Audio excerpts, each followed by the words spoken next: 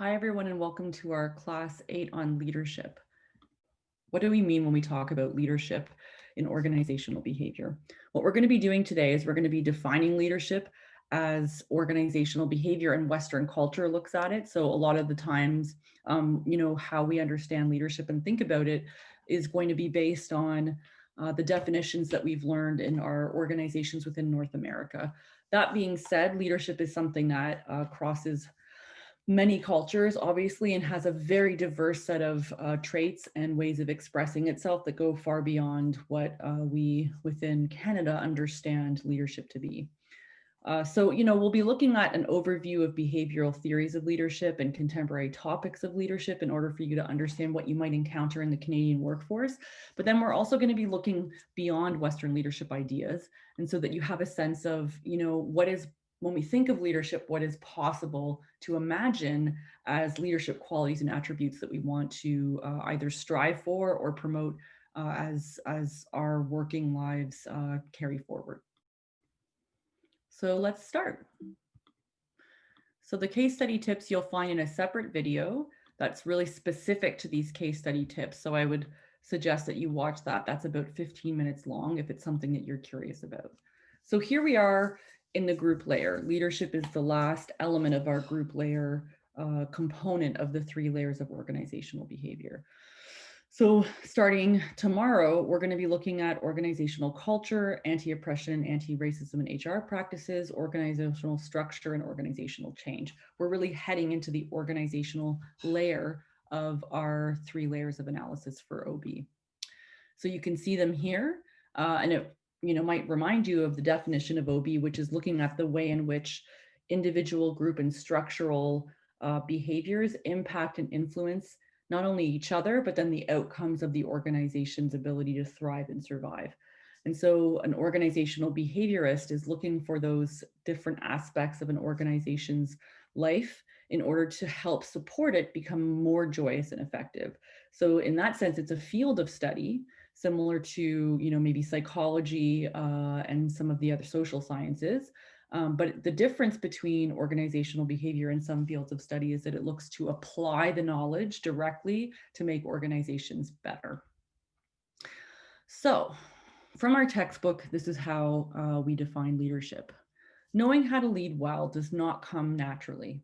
Effective leadership requires an understanding of how to inspire individuals to achieve common goals.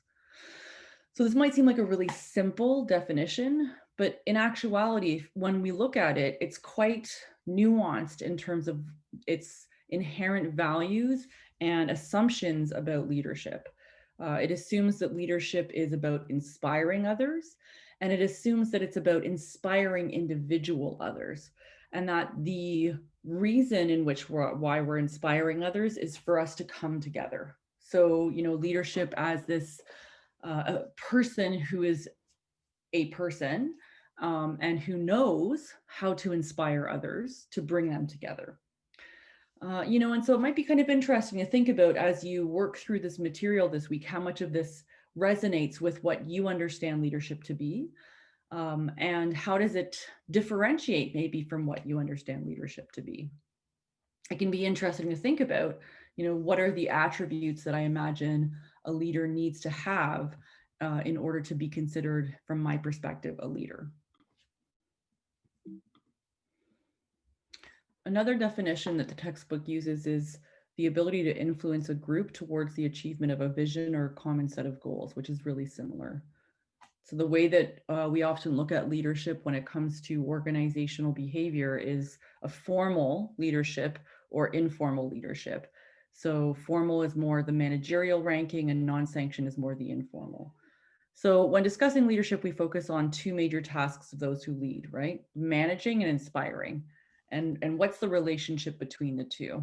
And so, there's been and still is this real distinction between leadership and management. But in reality, I think that now more and more within organizations, we're seeing how they could be and should be considered the same thing. That being said, when you Google management and leadership, you get very different images. So I'm going to show you this series of images and maybe just think to yourself as I'm speaking, what do these images have in common? What do you see about them that seems to relate to one another? If you had to list the themes that you're experiencing being pulled out of these, what would those be? And then here's another set of images.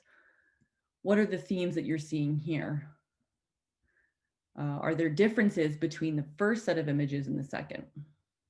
So I'd say in the first set of images, we can see more of the individual, inspiring person who's differentiated from others, right? And so again, that unique individual that has characteristics, whether they're born or they develop, they have these characteristics that bring other people along with them, but that they're in the front, they're a different color, they're sort of identified as this particular person with unique qualities that is helping everybody else move things forward.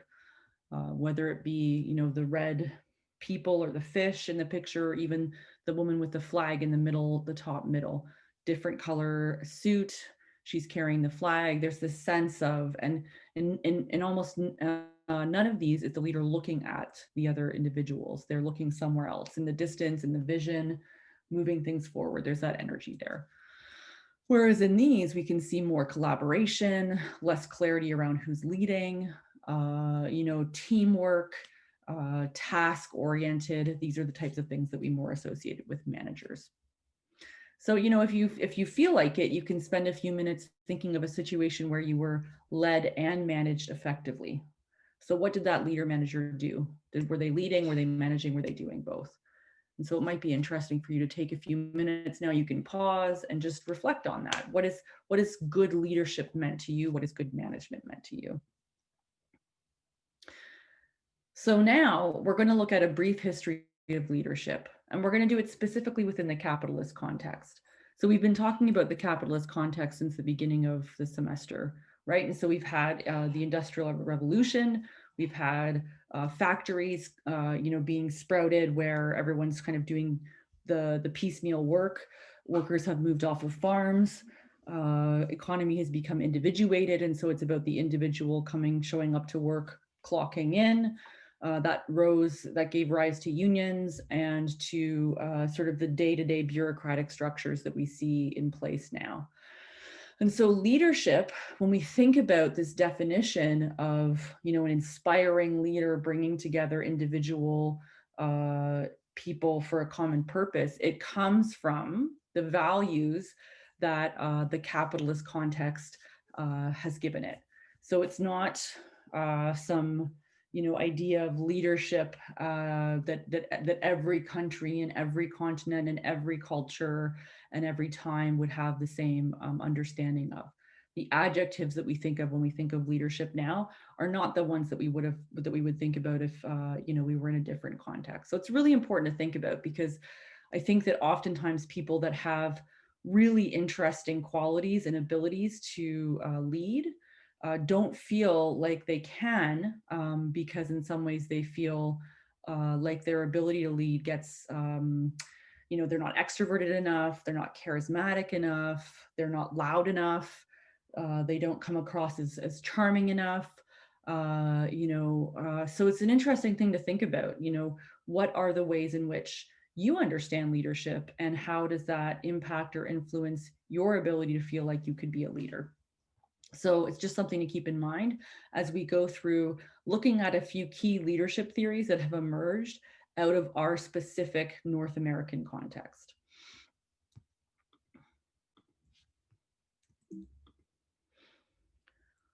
So the leadership theories that developed before 1980 in this climate, not surprisingly, are considered leadership as supervision. And so the idea behind these leadership theories is that really they focused on leadership as surveillance. And,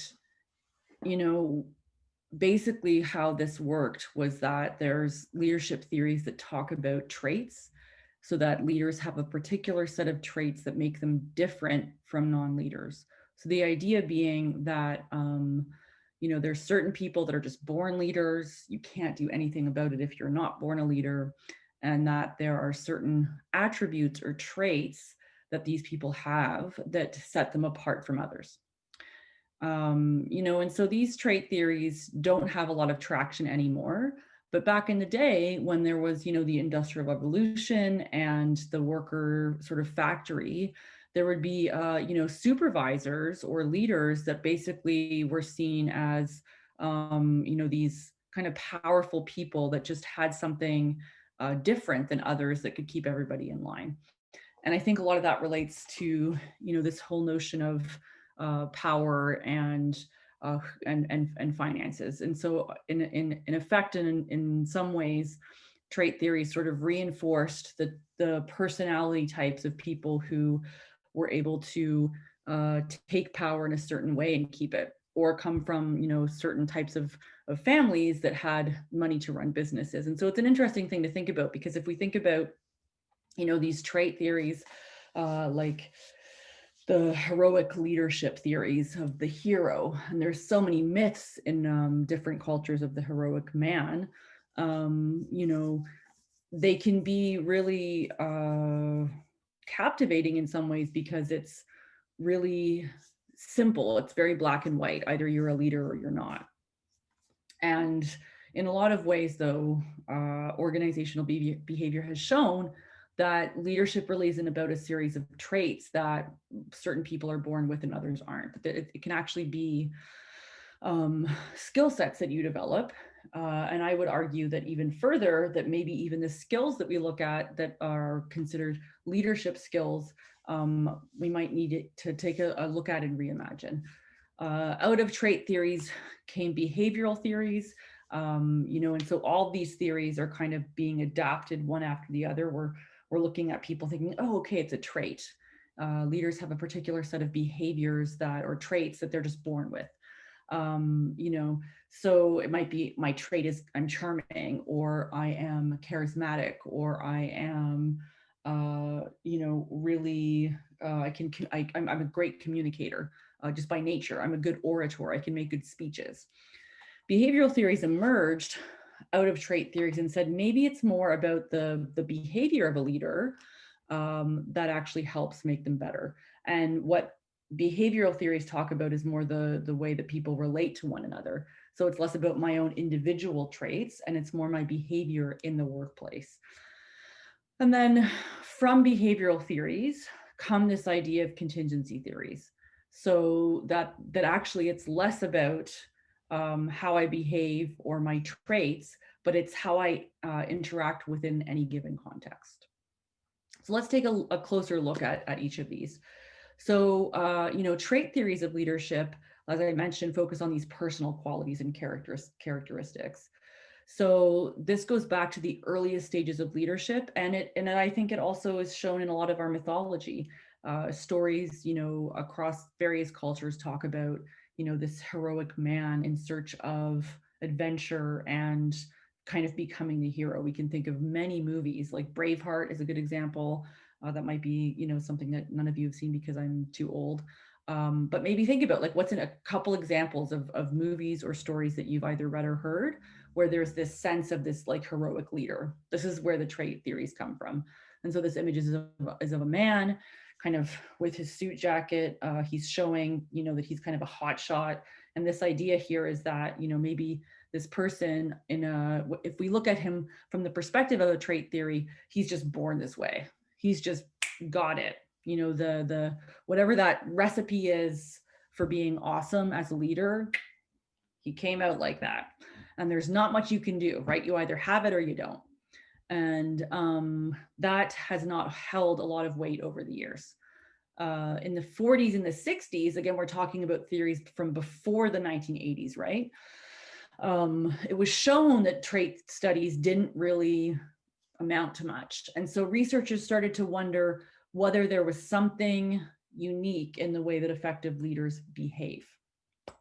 And so while trait research provides a basis for selecting the right people for leadership, we've got to find the it person, like Neo from the Matrix. He just was born the one, right? Not much you can do about that. In contrast, behavioral theories imply we can train people, that there's actually, a way to become a better communicator or a more effective person in terms of creating team cohesion or psychological safety. And so there's already a shift between, focusing on this static person as just that's the way they are, to maybe we can actually train people around this. And this is probably where a lot of leadership training programs have emerged, is through this notion that we can train leadership.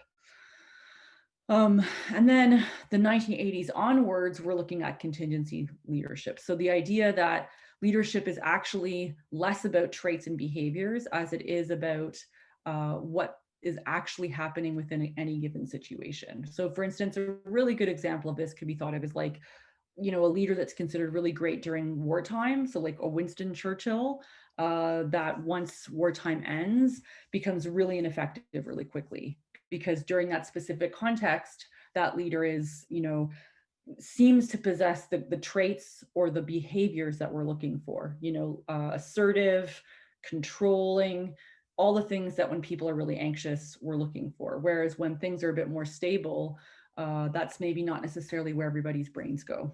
And so contingency leadership is really looking at, okay, like, is it really about the leader's behavior or their traits, or is it more about what's going on around them and responding accordingly?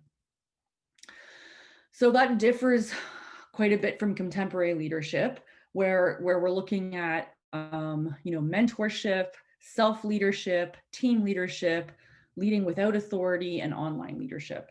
One of the things that's really interesting is that when we talk about selecting leaders with certain characteristics or qualities, what some studies have shown is that certain people show up to a job interview with those qualities, and you can hire them and they seem like they're going to be effective.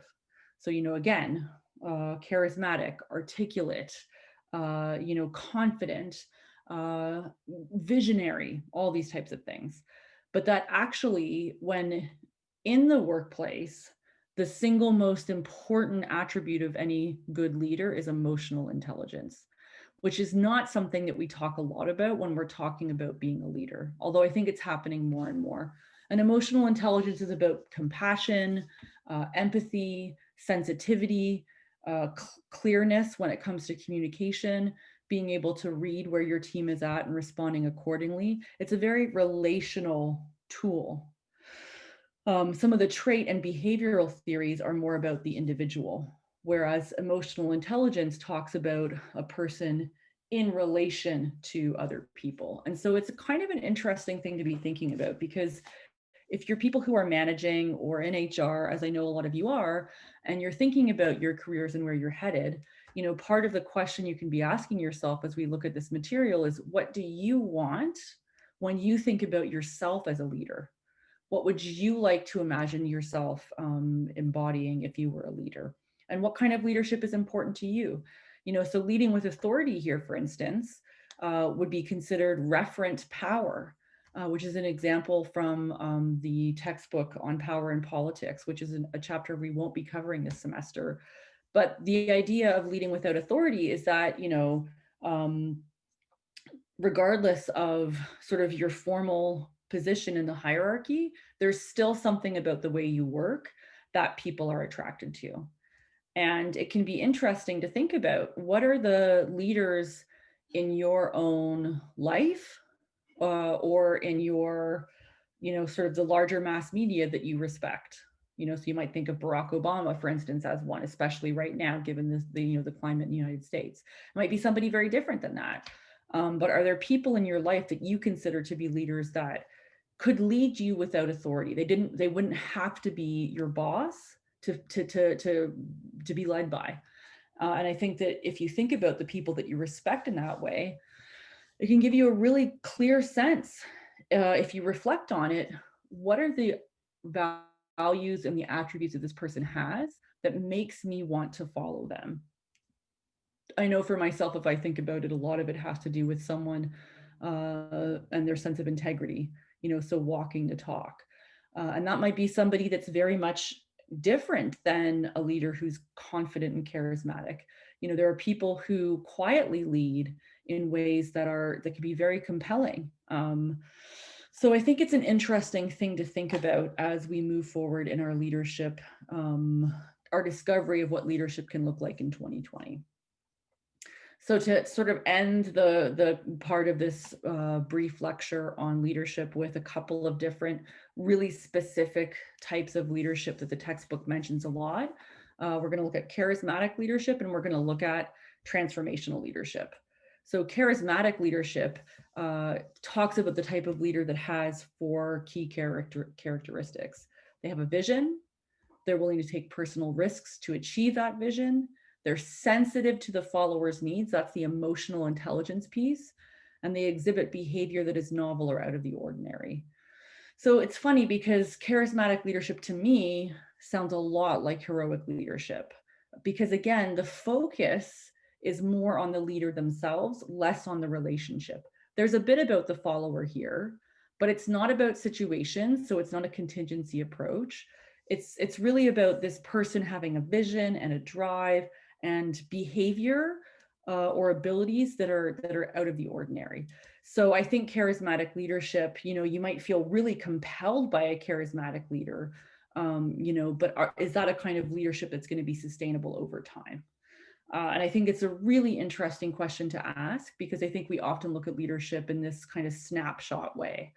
Were they a good leader in this moment, as opposed to over time, is this sustainable? And then the other type of leadership that the textbook mentions a lot that is more some of the leadership styles or leadership approaches that we talk about in the day-to-day now is transformational leadership. And characteristics of transformational leadership are, this influence, the motivation, stimulation of others, and care about the other person. And so in a lot of ways, transformational leadership is more about the follower, because what it's doing is it's looking at what does the follower need to transform. So the leadership here, the transformational aspect is about the follower, not about the leader. So it's not about the leader transforming themselves. It's about the leader helping you transform, which is quite different from charismatic leadership, where the charismatic isn't about you as the follower. The charismatic is about the leader. So these questions of leadership, again, they go back to where's the focus? Is the focus on the leader themselves and what they are like? Or is it on the leader in relationship to the system and its needs?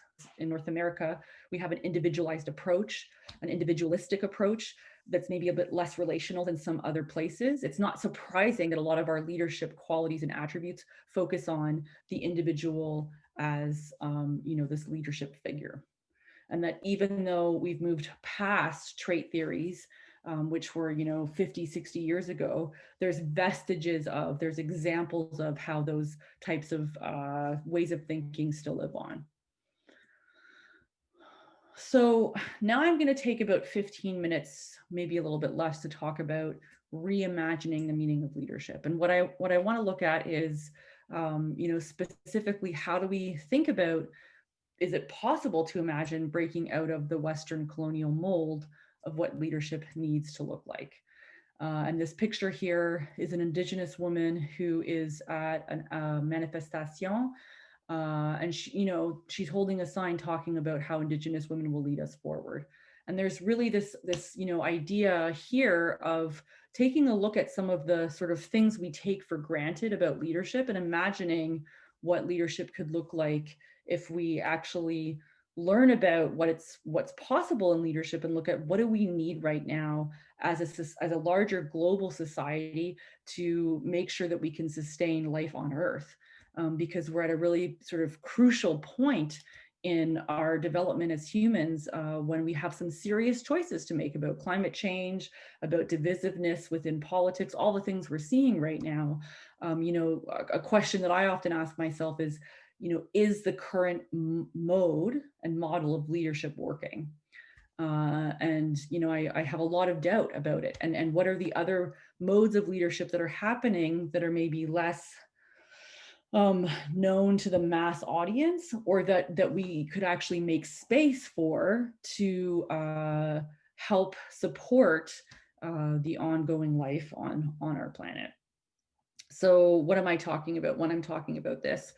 I think what I mean is that it's very exciting to think about the idea of being able to debunk the Western myth of the leader as a heroic individual.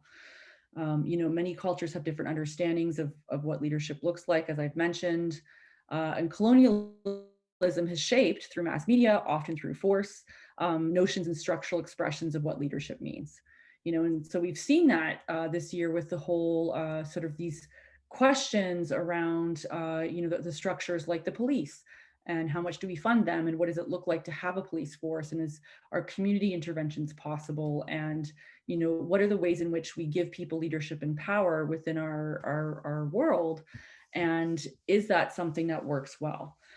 In a lot of organizational books on collaboration, one of the things, and organizational change, one of the things that people talk about as a real Achilles heel or a weak point in organizational structures of 2020 is that there's a leader that kind of gets to make the final call on things, which can be really useful and important for simple questions and moving things forward. But when it comes to really complex issues, is that actually the way things work well? So for organizational change, when it's so top down, is that something that's actually going to be sustainable for the organization or not? And that gets, again, back to what we value in leadership, what kind of authority we give people over us, what we expect leaders to be like.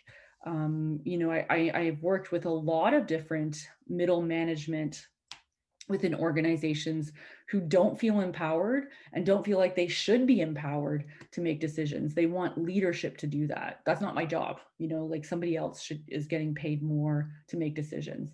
And again, I don't think that's right or wrong. I think it's just something really interesting to be critical of and to take a deeper look into.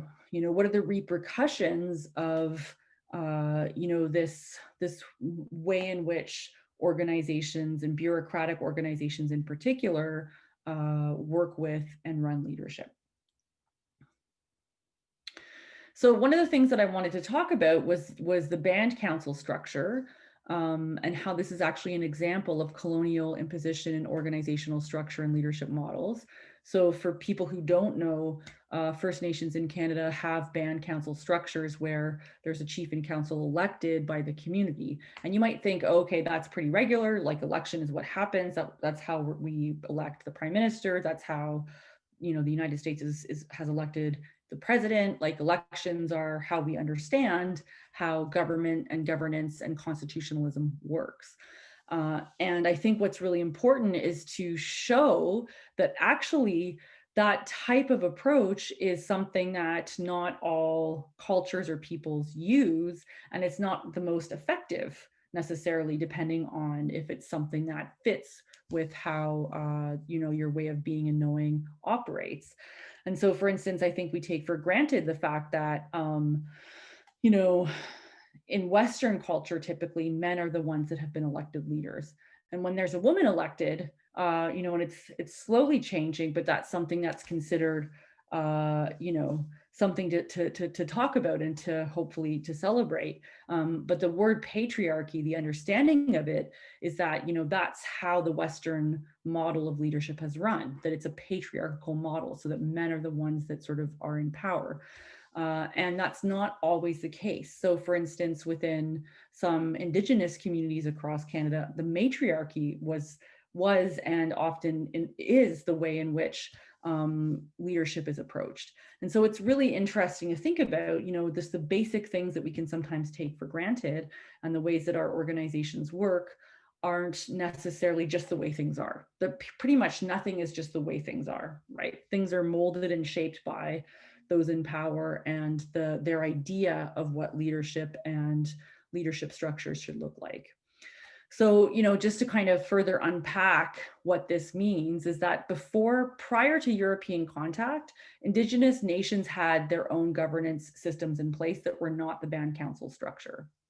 And what this means is that each nation had distinct political institutions, they had their own leadership systems, they had their own economies and cultures. And when I say each nation, I think that's a really important thing to keep in mind, is that we're not talking about, Indigenous as this large, broad category, but multiple, hundreds of different nations that approached leadership, politics and policies, and economics and culture differently. Another thing that's important to note is that in 1869, under an act for the gradual enfranchisement of Indians, the better management of Indian affairs, European style elections were held for chief and council. And so that basically, you know, British and French came to Canada and you know, colonized through violence the landscape and the peoples that were here. And that prior to this contact, Indigenous nations were governing in their own distinct ways, and that once contact happened, this instatement of how European governance works was imposed on different nations. So that's still the case now, and that it's similar to the municipal style government where leadership is elected based on terms of the government itself, the Canadian government. And that actually still to this day, the elected chief's role is to administer the Indian Act, which was also created by the Canadian government and does not reflect in any way Indigenous governance or leadership ways of being and knowing. And so you can see that, you know, for me, for instance, as somebody who's a settler who kind of, you know, just is used to the elections, et cetera, I don't think that a band council structure is that strange or, you know, unusual or a bad thing, because I just, in my mind, I'm like, well, that's what leadership is. Like, we elect our leaders when it comes to politics and governance, right? Whereas if we look at the context, we can see that this was an imposed structural approach to leadership that not all nations have. And that that to me changes the game for everything, because if not all nations have this, well, number one, why is it being imposed on all nations? And number two, another question that I think is really important is that, does that mean that we have to, that the way in which leadership that I understand functions, is that the best way? You know, and what I'm saying is not a major critique on the Canadian government and how it's run, but more when we think about in general leadership, what does it look like? What can it look like? This information is from a really important book called 21 Things You May Not Know About the Indian Act by Bob Joseph from 2018. And I highly recommend it. It's a really small book, but it talks a lot about how the Indian Act has had an impact on you know, different people, different First Nations across Canada for hundreds and hundreds of years. And it gives us a really good sense of the fact that a lot that we take for granted, if we're not someone who's experienced this directly, that the ways in which our organizations are structured are the way that all organizations are structured, which is just not true. Another really interesting and I think important thing to do is to look at different modes and modalities of leadership in a way that's much broader than just what the textbook can offer. And what I mean by that is, and I'm going to give an example from Anishinaabe leadership, which is the story of the crane. And this comes from Basil Johnston, who was an Ojibwe historian and wrote many books about Ojibwe traditions and culture before his death. And so this specific story is from Ojibwe Heritage from 2001. And I was in an Indigenous legal traditions class with Dr. Aaron Mills, who's an Anishinaabe lawyer. And he and I talked about me sharing this story with you as a way of showing how leadership attributes look really different depending on your perspective, your culture, you know, what you've been taught, et cetera. And so the story of the crane is basically that the crane is an animal that exhibits the leadership qualities that the Anishinaabe look for. And that these are just some of the qualities that the crane possesses. And I thought it could be interesting to share with you because it really shows how it's these qualities would probably be considered very contrary or in opposition to or quite different from charismatic leadership. It would be very different from trait-based leadership. It would be very different from behavioral in terms of what we look for in behavior. And it would also probably be different from what you expect your leadership to be like at work. So that leadership is actually not something to be sought out. So the crane isn't looking for glory or for everybody to be impressed or to stand out. So if you go back to those images that I showed you of leadership where there's a red fish or a red person and everybody else is following in line, that's not something that the crane would be that interested in. That it's actually a burden, that it's considered that it's something incredibly that takes a lot of responsibility and care, and that you don't necessarily want to possess leadership all the time. And that gets to the second point, which is that it's only when necessary, so that it's infrequent. So there's this idea that if you need to step up and be the leader for a moment or a situation, that's one thing, but that it's not something that's ongoing. And we see how in our organizations, there's the CEO and there's the vice president and there's the senior director and there's all these terms and these roles we give. It's not like the next day that person becomes somebody who has a different role and title, right? And so there's a frequency and a sort of a staticness to that leadership that is very different than the story of the crane. That in Anishinaabe leadership modalities, it's only when it's necessary, and that it's only about referent power, which is never formal or institutional. It's only if there's a sense from everyone that that person should be in that position for this time. And so it's very relational in that way. And I'd say that it's, not about the individual. It's not about the collective. It's about the relationship. And so there's this sense of, relationally, where are we at?